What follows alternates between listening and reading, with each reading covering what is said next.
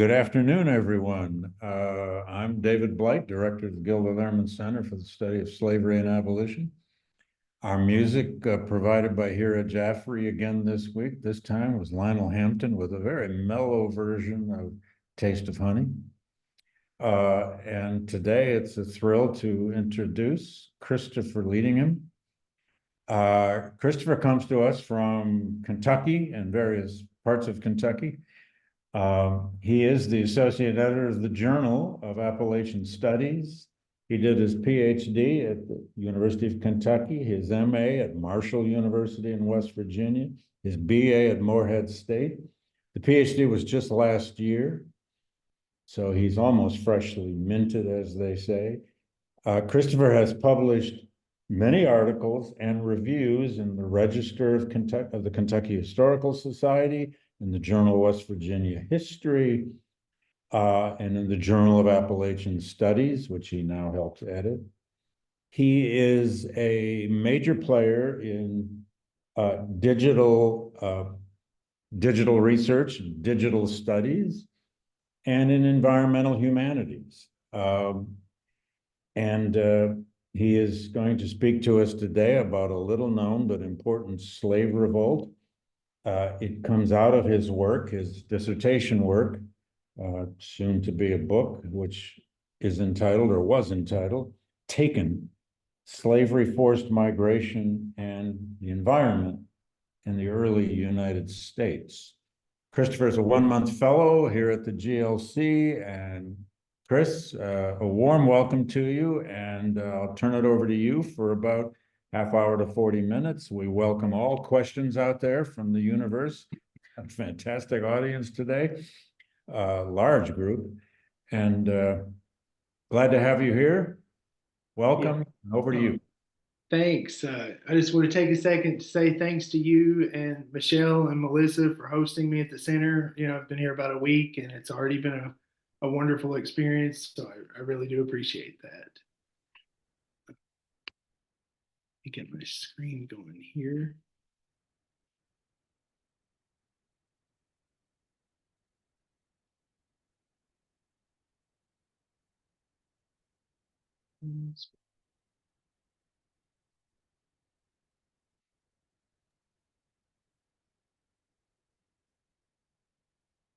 There we are. It's up. Oh, cool. Okay, great. Go for it.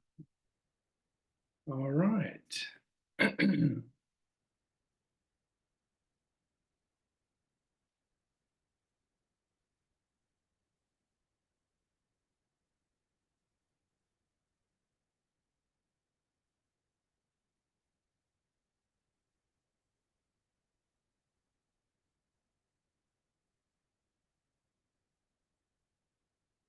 Okay, so as David said, I'm going to be talking today about the Greenup slave revolt, and given the subtitle here, Slavery, Environment, and Resistance at the Edges of the Southern Mountains.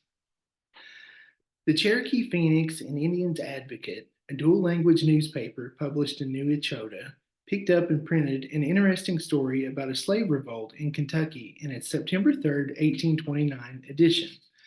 The paper explained that a group of enslaved men, part of what it inhumanly described as, quote, a drove of 60 Negroes, had recently overpowered a slave trader and his two white assistants somewhere in the state, after secretly cutting their chains with a file as they traveled from Maryland to Mississippi. The captives killed the two assistants and badly injured the slave trader before gathering supplies and attempting an escape. The paper explained that the slave trader, beaten but not quite dead, escaped on horseback with the help of an enslaved woman, and alerted the neighborhood, which, quote, succeeded in capturing the whole gang of Negroes. The paper noted that 7 individuals had been arrested and awaited trial. The story was well on its way to becoming national news by the time it reached New Echota. It originated in the August 22nd, 1829 edition of the Portsmouth Western Times, a newspaper in southern Ohio, and over the next few weeks appeared in various forms in papers across the country, some shortened, some with attribution, some without, and some, like that appearing in the Cherokee Phoenix, in summation. The story made its way to Boston, where it caught the attention of the abolitionist David Walker. He included it in his famous appeal, which he published in September 1829. Walker used the story as a warning to people of color, cautioning that they should be wary of those in alliance with whites and advocating that they should not hesitate to kill if they found themselves in a similar situation. He was most concerned by the actions of the enslaved woman who assisted the wounded trader in his escape. Walker described these actions as, quote, insupportable and as products of, quote, servile deceit and gross ignorance. He reminded readers that maintaining a commitment to humanity, kindness, and holy reverence, quote, does not consist in protecting devils. The people in this story who slipped their chains and killed two of Walker's devils paid with their lives. In the months that followed the attempted escape, these freedom seekers were arrested and charged. There are a few extant sources that tell their story. The original reporting included a short notice in the Western Citizen, a newspaper in Paris, Kentucky, the home of one of the white men. This coverage revealed that the revolt happened on the morning of August 14, 1829, in northeastern Kentucky, on the state road between Greenupsburg, now Greenup, and Vanceburg, as the captives headed west by force. It also noted that 16 men and women escaped into the woods, and that another man, who apparently remained behind, mounted a horse and with pistol in hand chased the wounded trader across the countryside until they came inside of a plantation, and the enslaved man had to retreat. The scant court documents that remain, copies of which survived thanks to an amateur historian and a Commonwealth attorney who copied them for him in the 1930s, reveal how the several men and one woman arrested and charged in the incident moved through the court system, however briefly. The records show that the defendants pleaded not guilty, that the jury found one man not guilty, and that they found the rest guilty as charged, including the woman who revealed the next day that she was pregnant. The court sentenced all the convicted people to death, but postponed the woman's execution until its next term in the spring. The Western Times, in its second and final story about the incident, covered the execution of the men. The executioner hanged the four of them by the riverbank in November 1829. The report included some of their final words, which echoed the words of the poet Phyllis Wheatley, that all humans have a natural and impatient right to freedom within them. The story captured here in these few sources now remaining, maybe all that were ever produced, reveal more about slavery and the slave trade than is readily apparent. This story is about the physical mechanics of revolt, the ways that enslaved men and women fought back against white captors in the southern mountains. But it is also about forced migration and the new environments in which enslaved people moved as they marched unwillingly south and west to the southern slave markets. The people in this story passed through ancient landscapes as they traveled by force to the southern slave markets. The Appalachian Mountains, for example, the mountains that they passed on their journey to Kentucky, formed about 270 million years ago. The rocks at their core are more than 1 billion years old. The tangled web of young and old rocks that make up these mountains, the product of folds and faults and continental collision, gave shape to the region's watersheds, mineral deposits, soil distributions, and other such features. The mountains and their hinterlands were also shaped by the advance and retreat of the glaciers and accompanying changes in climate that characterized the ice ages of the past 2 to 3 million years. These and other natural processes, such as erosion, have created a complex physiographic tapestry that is home to the world's richest temperate forests. Historian Catherine Newfont writes of the southern Appalachians that these dazzling woods, dazzling in their biological diversity, host tens of thousands of plant, animal, insect, and microbe species, many rare and some unique. Like the planet's other great biodiversity sinks, its oceans and tropical forests, the Appalachian slopes continue to reward science with new and surprising discoveries. Scholars of slavery and the slave trade have pointed to the importance of environment in shaping the internal slave trade. The sociologist Wilma Dunaway explains that the Appalachian region, which she describes as, quote, the geographical heart of the interstate slave trade, linked the upper South to the lower South via a network of rivers and roads that facilitated the movement of thousands of enslaved people. Historian Joshua D. Rothman, in a recent article about the interstate slave trade, describes the trade as, quote, a series of overlapping and intersecting markets spread over hundreds of thousands of square miles.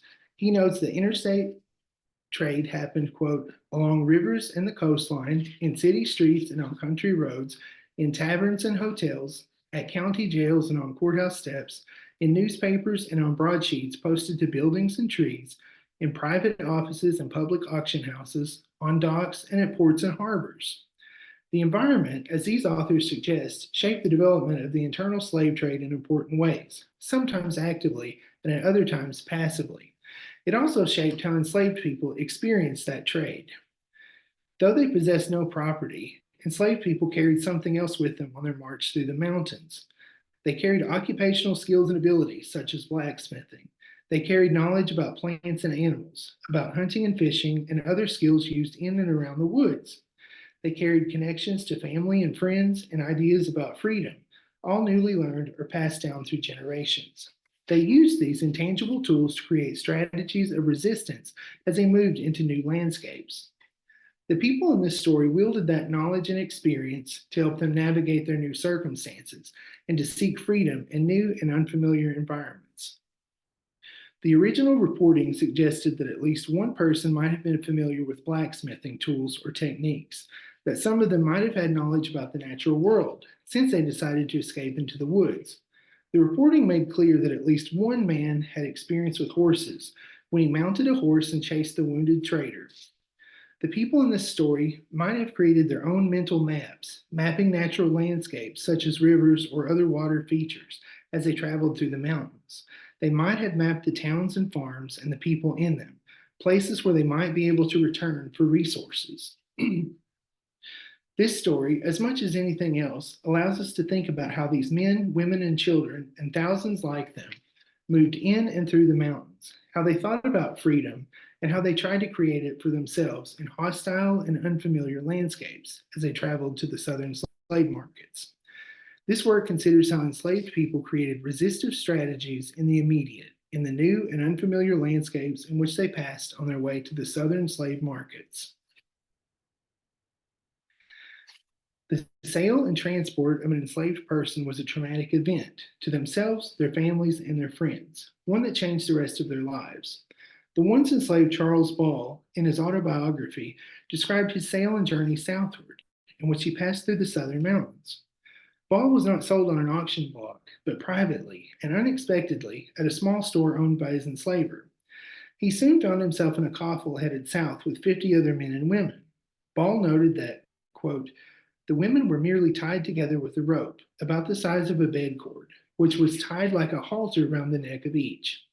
He explained that a blacksmith fitted the men with an iron collar that fastened to their necks with a padlock and chains passing through it.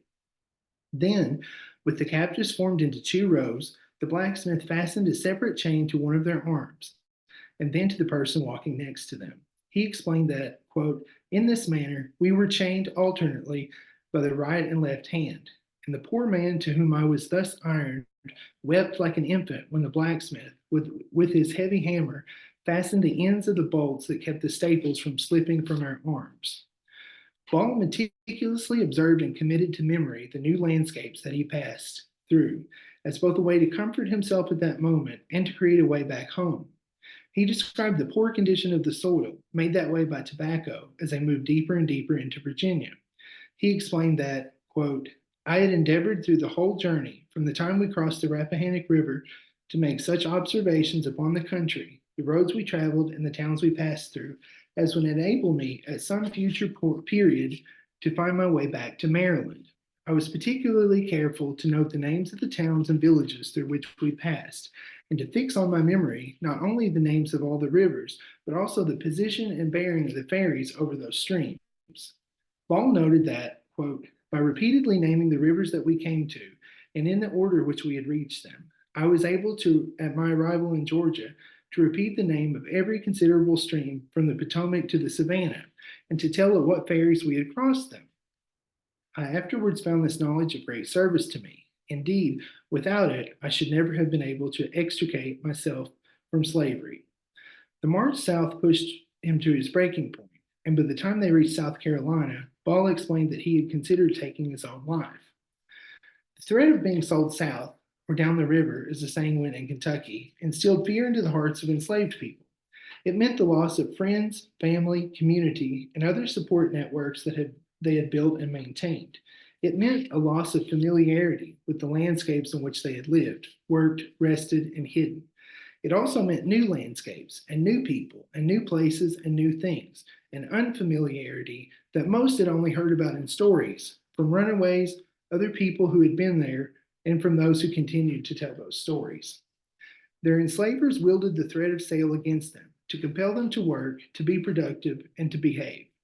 It meant that when threat became reality for the many thousands compelled to march south in ropes and chains and tattered clothing, they had little else to lose beyond their own lives. That reality pushed them to their breaking points, and they managed as best they could, some running away, some quietly accepting their new circumstances, some fighting back, and some choosing death, or a mix of all those things and more. Those who fought back risked their lives for another chance at freedom, some probably ready to meet death themselves in preference to slavery. The men, women, and children marching on the state road in northeastern Kentucky on August 14th, 1829, somewhere outside of Greenupsburg, must have felt at least some of those things.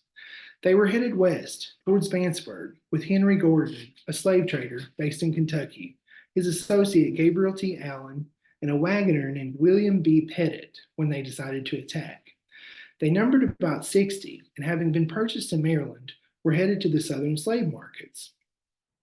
They killed 2 of the white men in the attack and injured the third so badly that they thought him to be dead. The Western Times, a newspaper published in Portsmouth, Ohio, and edited by Julius Bingham, described the event in detail. The account, published on August 22nd, 1829, with a heading that read, "Affray and Murder," explained that, quote, "a most shocking outrage was committed in Kentucky about 8 miles from this place on the 14th instant, on their way to Mississippi." The account noted that, quote, "the men were handcuffed and chained together in the usual manner for driving these poor wretches, while the women and children were suffered to proceed without encumbrance." The men had secretly obtained a file, maybe with the help of some of the women and children in the group, and with it they cut through the chains, quote, "in such a way as to be able to throw them off at any moment." It is possible that one of the men worked as a blacksmith, and with his training and experience, knew how to cut through the chains quickly and quietly.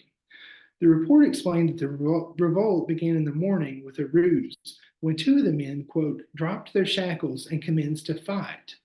The account noted that Pettit, the wagoner, quote, "rushed in with his whip to compel them to desist, but was overpowered and killed with a strike to the head after finding all the prisoners, quote, perfectly at liberty." It seems that one of the prisoners must have gotten hold of Pettit's gun in the melee, or that they had acquired it some time before, because one of them shot and killed Allen when he ran to assist Pettit. The group, having killed 2 of their captors, then attacked and seized Gordon. The paper explained that one of the prisoners held him, quote, whilst another fired twice at him with a pistol, the ball of which each time grazed his head, but not proving effectual, he was beaten with clubs and left for dead. The account explained that the freedom seekers searched for supplies before escaping, although not in those words.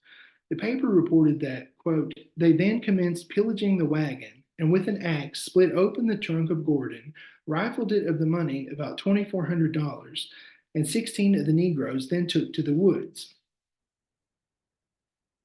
The woods were a source of safety, respite, nourishment, and power, but also risk, danger, fear, and control to enslaved people, especially women.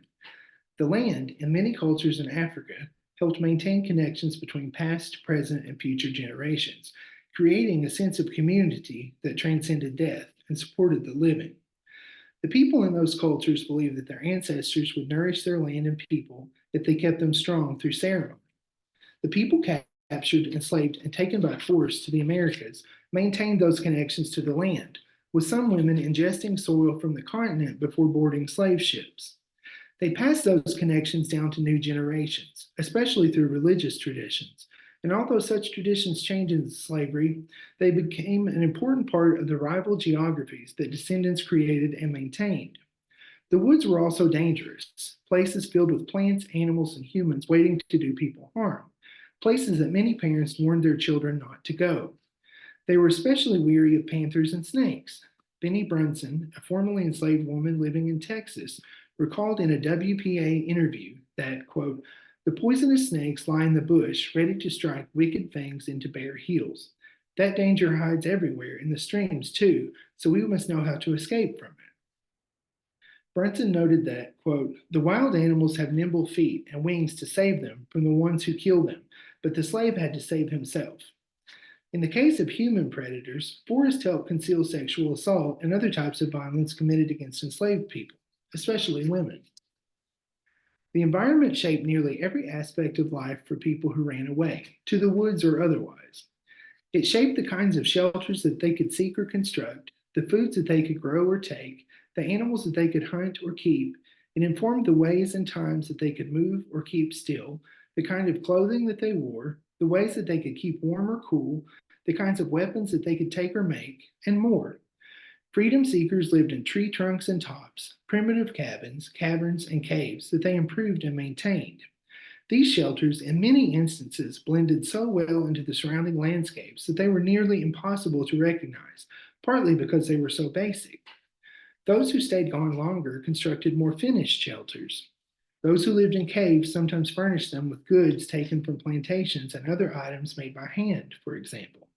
They even heated them with wood stoves and ventilated them with wooden piping in some cases, and constructed them near creeks and rivers to quickly and efficiently dispose of the freshly dug dirt. These runaways, especially Maroons, shared knowledge about construction and survival techniques with children and other community members, which became important social capital. Maroons, in particular, created their own landscapes, temporary and more permanent. In these, they lived, traded, traveled, and worked. They gathered persimmons, pawpaws, nuts, berries, grapes, roots, and parched corn. They hunted, trapped, snared, and fished in woods, marshes, pastures, creeks, rivers, and swamps. In some cases, people maintained connections to family and friends by remaining close to cities, plantations, and towns in borderlands areas. Those who lived in the hinterlands, permanently and deeper into the swamps and woods, relied on these remote areas to shield them from the world that they had escaped. They grew corn, squash, peas, sweet potatoes, and other types of vegetables, and in some places, rice. They traveled and traded along the same waterways that helped protect them against slave hunters and their bloodhounds. They developed medicines that they sourced from plants in the woods and swamps, plants that they knew how to identify, harvest, and prepare. They created teas, liniments, cough syrups, and other potions to treat a variety of ailments. They also created poisons and abortifacients. These landscapes rivaled those of the enslavers, and they allowed freedom seekers to make connections and to move in and between those landscapes, if they wanted. The people who fled into the woods on that August day in 1829, after escaping their chains and overpowering their captors, did not remain in the woods long and were quickly recaptured. When they took to the woods, these freedom seekers mistakenly believed that the beaten trader was dead, a costly error that resulted in their recapture. The newspaper account noted that the trader, with the help of one of the women, mounted his horse and escaped. An enslaved man then mounted a horse and, with a pistol in hand, chased him until they came in sight of a plantation. The account reported that, quote, the neighborhood was immediately rallied and a hot pursuit given, which, we understand, has resulted in the capture of the whole gang and the recovery of the greatest part of the money. The last line of the report noted that, quote, 7 of the Negro men and 1 woman, it is said, were engaged in the murders and will be brought to trial at the next court in Greenupsburg. The news spread quickly, appearing in various forms in papers across the country, thanks almost completely to the reporting by Julius Bingham in the Western Times. The Western Citizen, a newspaper in Paris, Kentucky, published a short notice sometime around that time, informing readers that Gabriel Allen, a man of the county, had been killed in the attack, with another man they named as Pettis. The notice explained that a third man, named Gordon, had been nearly killed in the attack, which involved about 70 black men and women, it noted. The paper explained that all the men and women, some of whom had taken money, clothing, and other items belonging to the slave traders, had been taken outside of town, except approximately 14. The more detailed story, printed in the Western Times, appeared in papers across the country in a few days. It appeared in various forms, sometimes shortened, sometimes summarized, sometimes verbatim, sometimes with annotations, in places as close as Chillicothe, Ohio, and Lexington, Frankfort, and Danville, Kentucky, and in places as far as Hagerstown, Maryland, Montpelier, Vermont, Huntsville, Alabama, Raleigh, North Carolina, and Litchfield, Connecticut. The story also appeared in Boston, Massachusetts, in the September 9th, 1829 issue of the Columbian Sentinel, where it caught the attention of the abolitionist David Walker. Walker included the story in his appeal to people of color across the world, which he released later that month. He pointed to the political and religious hypocrisies that underpinned life in the United States, called out the colonization plan, and asked people of color to rise against their white enslavers. Walker explained that enslaved people had given their blood and tears to the United States and cautioned that, quote, the Americans have got so fat on our blood and groans that they have almost forgotten the God of armies. Walker might have believed that Allen and Pettit met that God on the state road in August 1829, but he nevertheless used the story as a warning to his readers. Walker, in the second section of his appeal, turned his attention to the revolt. He pointed to what he described as the, quote, ignorant and deceitful actions of the enslaved woman who assisted the third trader in his escape, warning readers to be on the lookout for people of color in alliance with whites. He explained that, quote, we must remember that humanity, kindness, and the fear of the Lord does not consist in protecting devils. He lamented that the freedom seekers let the third man escape and noted that, quote, they will have to suffer as much for the two whom they secured as if they had put 100 to death. He cautioned readers that they must finish what they start if they find themselves in a similar situation, writing that, quote, if you commence, make sure work, do not trifle, for they will not trifle with you. They want us for their slaves and think nothing of murdering us in order to subject us to that wretched condition. Therefore, if there is an attempt made by us, kill or be killed.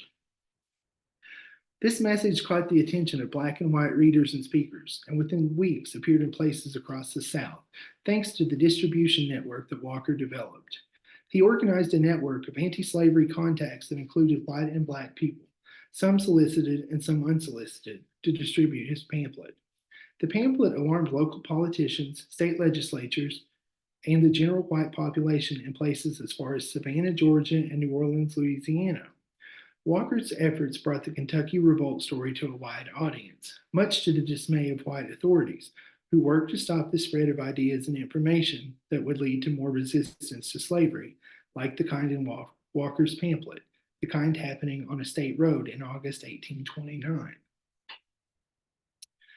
With such a sensational story on its hands, the local circuit court addressing the case might have been thinking about deterrent options. It might have wanted to make an example of the people arrested and charged with participating in the revolt. The existing court records show that the state prosecutor filed charges against 5 men named Jesse, John Hooper, Lazarus Fisher, Levin, and Daniel, and a woman named Dina. The court issued an order to the sheriff directing him to assemble a group of people qualified to serve as jurors. After a grand jury heard evidence against the defendants and voted to indict them on the first day of the court's October term. The hearing began later that day when the defendants, quote, having been brought to the bar in custody of the jailer and being arraigned, and upon their arraignment pleaded not guilty, and for their trial put themselves upon the country, meaning that they requested a trial by jury. The sheriff, having assembled a suitable pool of jurors in the meantime, produced a group of 12, all, quote, elected, tried, and sworn, well and truly, to try and true deliverance make between the Commonwealth and the prisoners at the bar. The court ordered that the case be continued the next morning at 9 o'clock. The court wasted little time, with the state presenting evidence and the jury reaching a verdict that next day. The defendants, or maybe their counsel, must have complicated the story that the Commonwealth's attorney presented. The case, in either situation, was not as strong in all instances, because the jury did not find all the individuals guilty. The verdict explained that the jury found the defendants Jesse, John Hooper, Lazarus Fisher, Levin, and Dina, quote, guilty as charged in the indictment, but noted that, quote, we find the defendant Daniel not guilty. The court records note that, quote, and thereupon it is ordered that the said defendants, except Daniel, be remanded back to jail and that he be discharged, presumably back into slavery. The case took an unexpected turn on the third day when Dina appeared before the court and announced that she was carrying a child. The court reporter noted that, quote, the defendant Dina, who has been found guilty of the murder of Gabriel T. Allen and William B. Pettit at the present term, this day came into court and pled that she is pregnant and quick with child, and pray that judgment of sentence and execution be suspended until her delivery.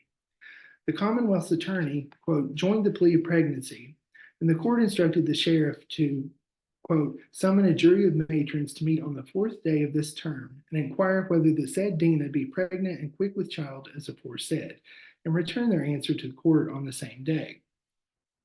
The court records show that the sheriff's deputy with the Commonwealth's attorney appeared in court on the 4th day of its term and delivered his report. He explained in his report that he had summoned 12 women to act as jurors. The women meeting in town at a private residence and, quote, after having first been sworn and upon examination of said woman, issued their opinion. The jurors in their verdict explained that, quote, the woman slave Dina, found guilty of the murder of Gabriel T. Allen and Will B. Pettit at the October term of the Greenup Circuit Court, is pregnant and quick with child at the present time. The court issued sentences on the next day. The court reporter noted that, with the Commonwealth's attorney and the defendants in attendance, and the defendants having been convicted of murder by a jury, quote, the court proceeded to pronounce upon them the following sentence: that the said defendants and each of them be hanged by the neck on the 20th day of November next until they be dead, dead, dead, except the defendant Dina, whose execution is respited until the next term of this court, it having found by the verdict of a female jury that she is at this time pregnant and quick with child. The reporter noted in the final chilling lines of the report that the court, quote, ordered that the sheriff of this county cause to be erected at some suitable and convenient place a gallows and execute the foregoing sentence. The Western Times covered the execution of the men in its November 28, 1829 issue. The paper reported, beneath a heading that read, Execution of Negroes, that, quote, we have been told by one who was present at the execution of 4 Negro slaves at Greenupsburg on Friday week, that they all maintained to the last the utmost firmness and resignation to their fate. The condemned men addressed the crowd, the report explained, quote, in which they attempted to justify the deed they had committed on the principle acknowledged by all wise men. The men reportedly echoed the words of the poet Phillis Wheatley, quote, that it is lawful in the sight of God and a principle implanted in the breast of every man by nature to fight for freedom and slay the tyrant who dares to deprive them of it. The paper noted that, quote, this only they have done, and having failed to accomplish the sole object for which they slew their merciless oppressors, traffickers in human flesh, it remained for them to pay the forfeiture of that failure with their lives. The paper explained that, quote, they were willing to do so. They had done no more than their judges and executioners would have done under similar circumstances, and that, too, with a solemn appeal to the judge of heaven and earth for the integrity of their motives and the justice of their cause. The story covered the very last moments in the lives of these men and traveled as far as the initial reporting by the paper, though perhaps not at the same frequency. The report noted that one of the condemned, quote, while standing upon the cart, just ready to be launched into eternity, exclaimed several times, death, death any time in preference to slavery. The paper explained that, quote, during the whole time they stood under the gallows, not a joint was seen to tremble, nor a sigh heard to escape from them. The condemned men reportedly started singing a hymn, quote, with great animation, after which they shook cordially the hands of all who were near them and were launched off, enjoying what they supposed to be the full triumphs of the Christian's faith. The report again made its way across the country. The Litchfield Inquirer, which reprinted the story, explained to readers that they copied, quote, the following short account of the last moments of these wretched creatures by request.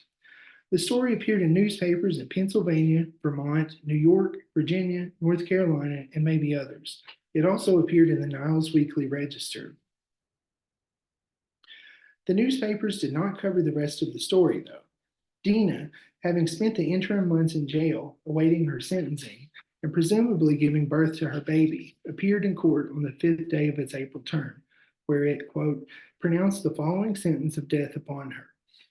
The court ordered, quote, that the said Dina be hanged by the neck on the 28th day of May next until she be dead, dead, dead.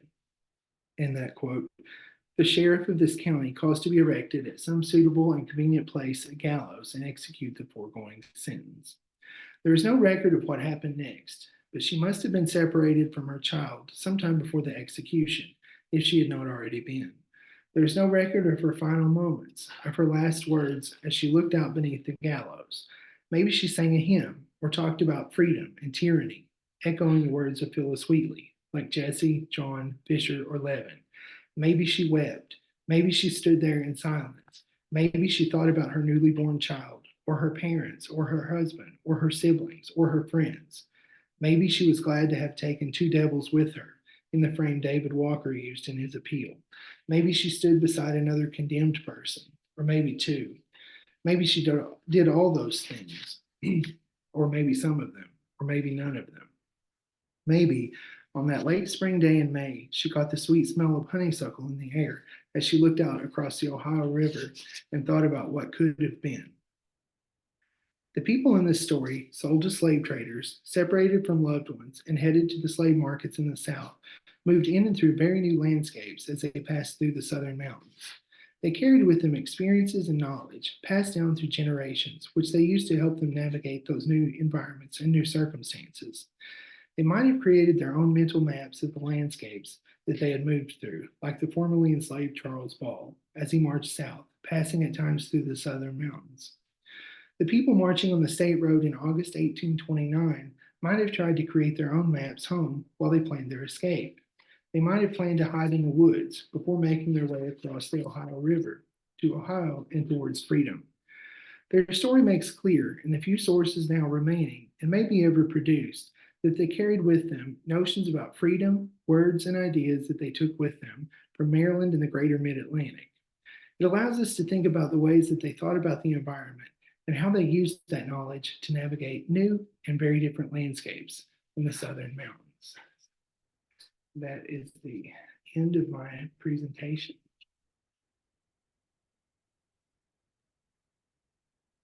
Well, Christopher, I have to say, first of all, that was riveting. Oh, thanks. You, I am certain, are a very good writer, and I don't think I'll ever forget your use of the idea of the smell of honeysuckle there as Dina is facing the gallows. Obviously, you're speculating, you don't know, Yeah. but we do that. Yeah. Wow. We have a bunch of questions coming in, but I'll start as I always do. First of all, I want to go right to the execution. Okay. First of all, and their use of an assertive belief in natural rights. Yeah. Is stunning and Yeah. so important. And you say are they literally quoting Phyllis Wheatley or paraphrasing, or how do you? It was at least a paraphrase. It was very close to what I found in the published stuff that she had. Very close to her words. Very Okay. close, yeah. But isn't it interesting that these heretofore nameless, or before their revolt, nameless, lonely fugitives who have just engaged in revolutionary violence, as David Walker would have acknowledged it, killed their captors, or tried, nevertheless justified by natural rights. So, lest we forget, one of the four first principles was the right of revolution. Yeah. I just find that part of your story amazing. Also, I don't think we usually think about the Appalachians, upper or lower Kentucky, or northern Georgia, or anywhere, as maroon area. But you are really making a case here, at least on some scale, that fugitives from the domestic slave trade sometimes at least came close to setting up their own kind of enclaves that in other places in the world, in the Caribbean and other parts of the South, might have been called maroon communities. Yeah, I think it's very possible, But See, that's amazing. I've never heard that asserted for the Appalachians. That's fascinating.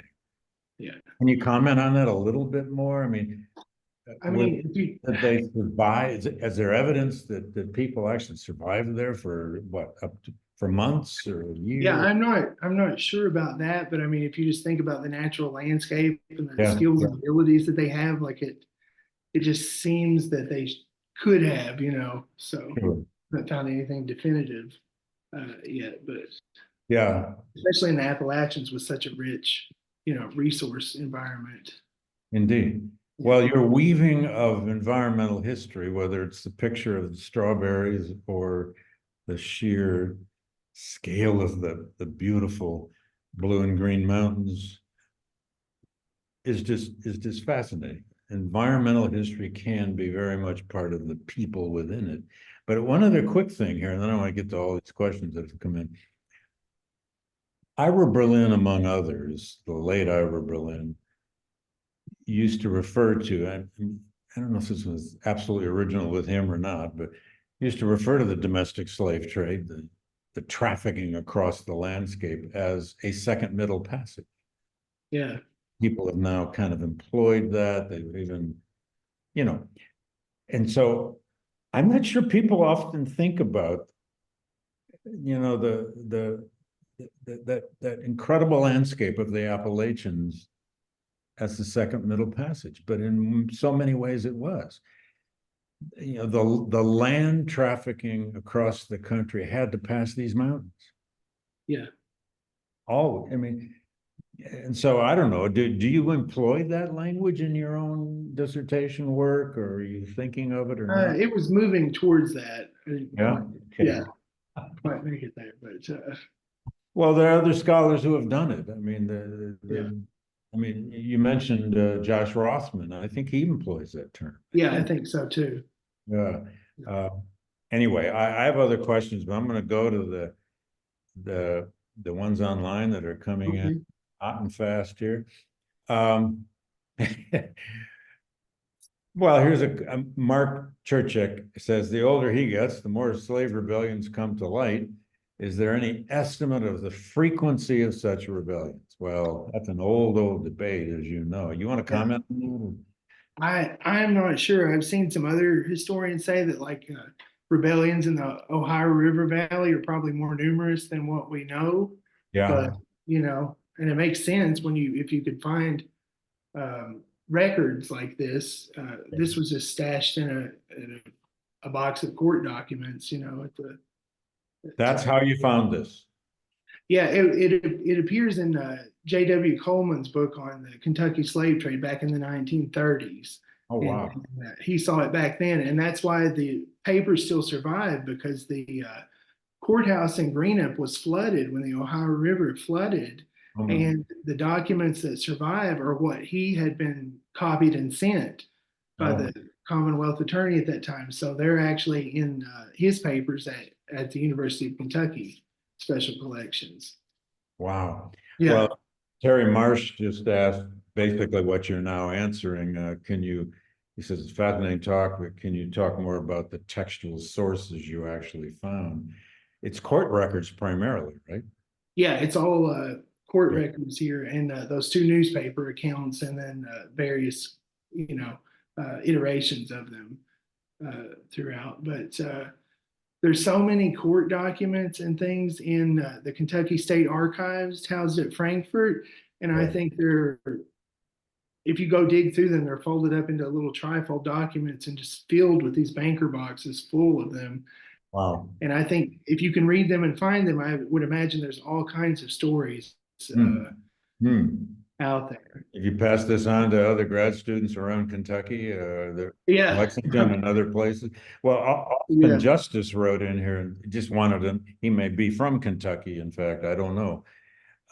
He wanted to know what more you know about northeastern Kentucky and this idea of slave resistance.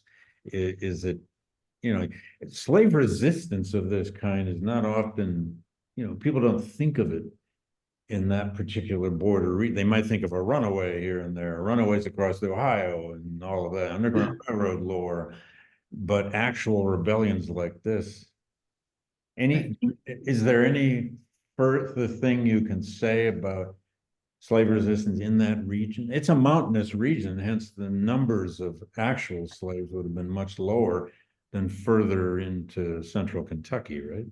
Yeah, I think I've thought about this a bit, and I think that area in northeastern Kentucky, as the mountains start to flatten out a little bit, they get less, and it starts to turn into the rolling hills of central Kentucky. So I think if you're coming down through the Appalachians from Maryland and other places, you would want to escape in a mountainous region where it'd be easier to hide and get away.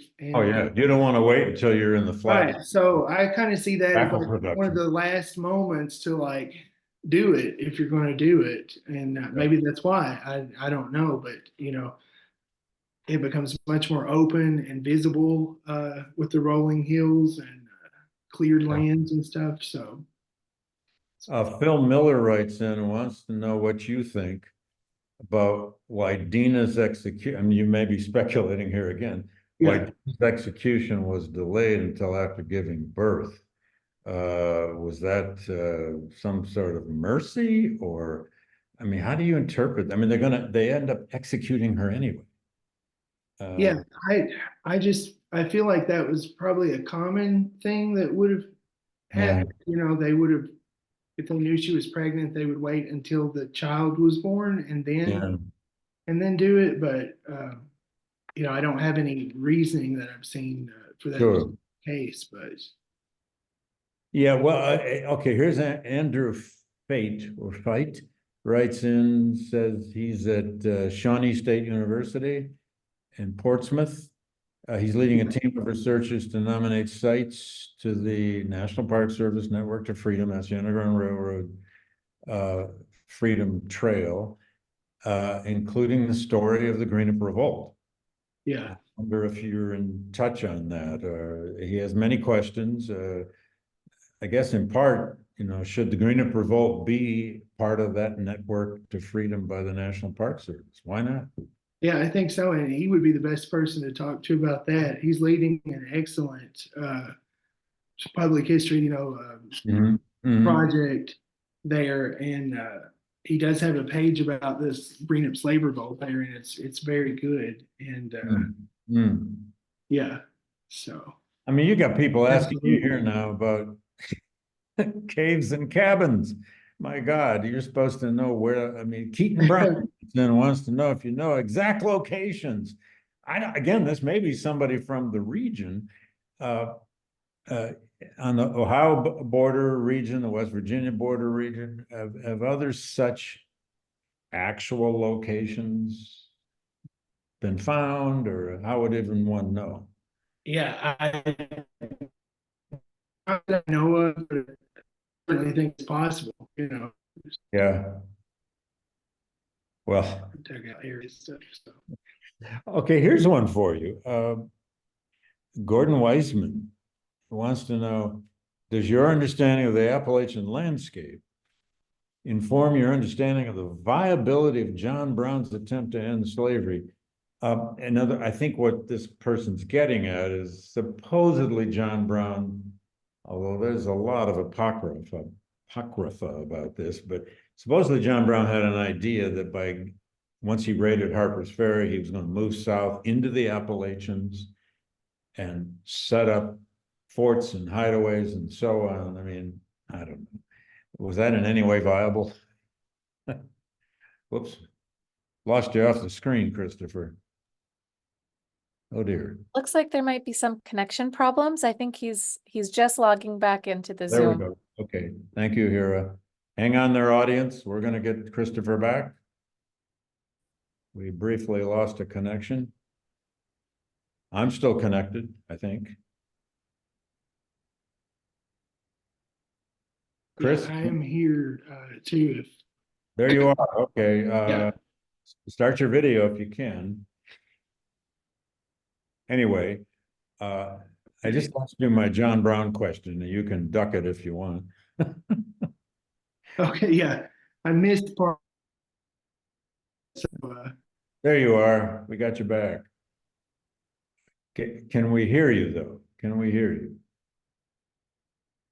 Oh, yeah, okay.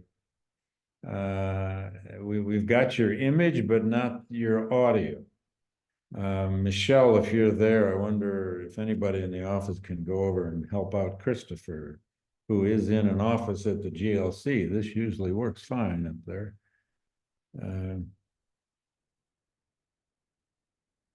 Well, Perhaps, Chris, just to help with the connection, maybe if you keep your audio but the video off, that might help just temporarily. we can keep you talking, Christopher, but maybe we can't see you.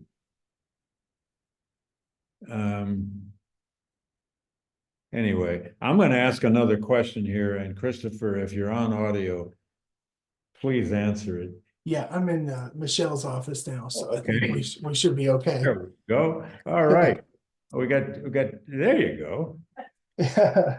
Terrific. Okay. Cool.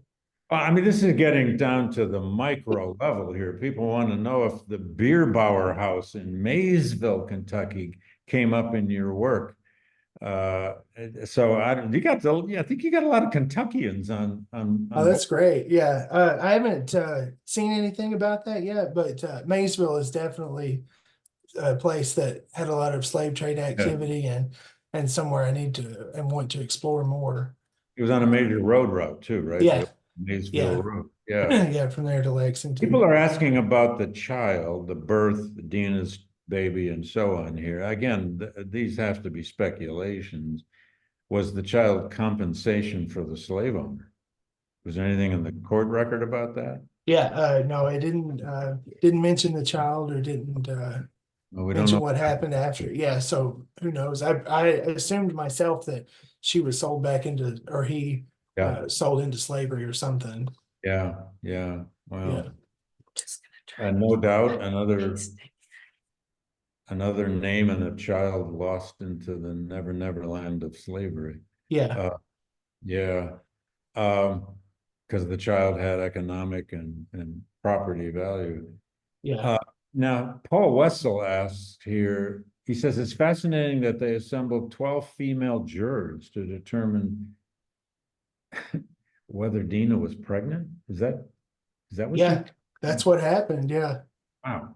So she wasn't believed? Is that it? I guess I assumed that would be a common practice or something, but that they had these women on to examine, but I'm not sure. That's something I would have to look more into, but yeah, it seemed that I was following the procedures of the court, at the time. I don't know, but I was stunned, Christopher, at how the news spread. yeah, I thought so you too. found this, I mean, you probably did ProQuest searches, and so we can do that with newspapers now. Yeah, It's all over the country, including up in here in New England. yeah, This revolt, because of its violence, its sensational character, the aftermath, and so on, would travel so far. It's interesting, isn't it? That this one little, and also I was struck at the amount of money. Did I hear that right? How many $1,000s were on that wagon? I think 2,500, something like that. $100. Yeah. Cash on a wagon of a slave trader with a coffle of people crossing the mountains. Yeah. Phenomenal. And probably taking them, from what we know from Rothman's book and other books on the domestic slave trade, probably taking them to some kind of slave pen, so-called, in Kentucky somewhere, or even possibly down in Tennessee, because there were these networks. Yeah. Slave jails, in effect. Yeah. Where the trader would be paid. Is that how this worked? Yeah. The most infamous person in Lexington is a guy by the name of Lewis C. Robards.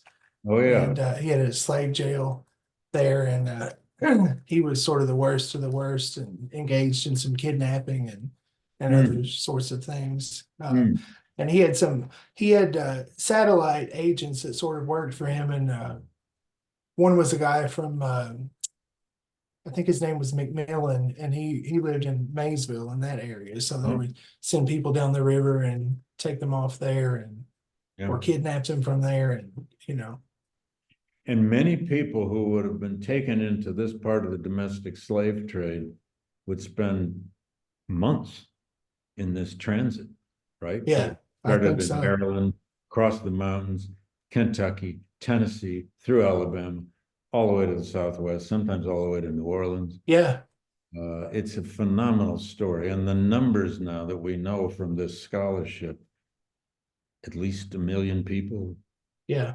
deported between 1820 and 1860. I've often found this with students, one of the most, well, misunderstood, but also stunning aspects of the growth of slavery, that this was a huge business. yeah, In fact, that on that wagon was that amount of cash. I mean, it's more than a metaphor. That's just, yeah. and back to David Walker for a moment. Well, I'm still getting questions here that I'll come back to, but anyway. Interesting that David, I've read David Walker's Appeal, I don't know how many times, but I just somehow don't remember the reference to the Greenup Revolt. Of course I should, but Yeah, I think we sometimes read that book for the selective parts of it, the attack on yeah, Jefferson, the argument for, but he is making the argument there, isn't he, for the right of revolutionary violence against one's captors. yeah. Yeah, he said, kill or be killed, and Yeah. it's very clear there. Wow. Okay, let me go back to the growing questions here. Oh, good Lord. Kim Sargent. The geography of this area with the convergence of two major rivers no doubt supported the slave trade. But can you talk about the area's number of successful escapes by enslaved persons by way of these rivers? I mean, in other words, I guess, has it been part of your research to also understand the sheer scale of runaway slaves in Kentucky or in this region? I know that the book by John O. Franklin and Lauren Schwenninger back, 20 years ago, did a lot with this, newspaper ads, court records, and so on, to show that this region, had a lot of escapes. Yeah, Did it become part of your trying to contextualize the Greenup Revolt? it has a bit. There was another revolt in, I think it was Hardinsburg, where some people escaped into like Indiana. It was earlier than this, I think. That's another actual like violent revolt, but if you look at old Kentucky newspapers, there's tons of runaway ads. Runaway ads, yeah. Yes, Yeah. looking for people, especially near the river, people trying to get to Ohio and stuff, so. Yeah. I love the texture we're getting down to here in these questions. Marlita Perkins writes in, she's a researcher on Dr. Fate's team at Shawnee. Oh, cool. Getting the whole group here. This is Yeah. great. She says she wants to point out that slavery was more prevalent because of the furnace industry, which was operated with large numbers of slave labor. And speaking of environment, the furnaces would have presented possible support for freedom circuits. These were these rural furnaces, Yeah, iron furnaces, etc., in that region. yeah, and enslaved workers would work there, and Yeah. yeah, I definitely think, I've seen some stuff mentioned about them, in some old records, legal stuff I've seen, but, Yeah. yeah. Here's Ivory Kennedy Jr. asking about whether there was any ripple effect from this particular revolt. Did you find? I don't know. I'm not sure. Yeah, well, the Possible, but might indicate why there wasn't. yeah, I mean, the numbers again are 4 people executed initially before then Dina is executed. Is that right? yeah, I believe there's, the reporting in the newspaper is a little bit off, but if you see the legal documents, it lists their names very clearly. And I think it's 4 men. The one guy they let go named Daniel back into slavery, and then Dina some months later. Yeah. You're going to have to connect, if you haven't, maybe you already have, with Andrew Fate and his group here, because they're asking all kinds others? good. Yeah, I've met him at the Appalachian Studies Conference, but Oh, you have? definitely Okay, need to okay, touch well, base again. Yeah, you're gonna have to Yeah, touch base again, They're a because great team. they got a lot of He's goods for you and a lot of questions for Yes, you as well. people should check out their project too. They're at Shawnee I State. think Michelle or you somebody put up their site here, maybe. Oh, great. That must have been Michelle. Andrew did himself. Okay. Yeah, no, and you've got, I mean, isn't this a telling case, Andrew, before we let you go? Of the way that local court records, very local, and then a local newspaper that spreads a story to other newspapers is the stuff of how we do history. You know, it's can you say just a little more about how you connected these dots? What did you find first? What did you go to next, and then next, and then next, to put this narrative together, which is a narrative about real people, even though your sources are limited? Yeah. So I first came across the story in that 1930s book by J.W. Coleman on the slave right. trading An in old Lexington. book. Starts with an old book. Yeah, he had I mean, it's filled with little snippets of stuff that he just mentions, and A 90-year-old book. yeah. And then I started Googling, and I came across Andrew's stuff at Shawnee State, and then newspapers.com was what allowed me to find how far this stuff spread. You know, you just start putting in murder in a fray or execution and search, and then it, showing up in Litchfield, Connecticut and stuff like that. So I think that's fascinating. And you got that claim of natural rights from the court testimony. Let's see. Yeah, no, the newspaper reporting, I think, is The what. newspaper reports. Yeah, I believe that's where that came from. Yeah. Okay. Okay. Sometimes the least known people are discovered this way, and somehow their lives given meaning, Yeah. which is what you've done here. I think you also have a case. Well, Paul Wessel writes in and says you could assemble a great novel out of this. That'd be cool. And I think he wants you to tell Daniel and Dina's. He wants you to write the novel about what happened to Dina's daughter. Right. Yeah. I'm not. You're a good historian. Stay with your evidence. But hey, for your third book, what a title too, Dina's daughter. How about that? Boy. But again, a use here of justifiable revolutionary violence against captors, and they stole a gun in the process. They took the trader's gun. That's what the newspaper reports indicated, that they had shot at the guy twice, and it grazed his head.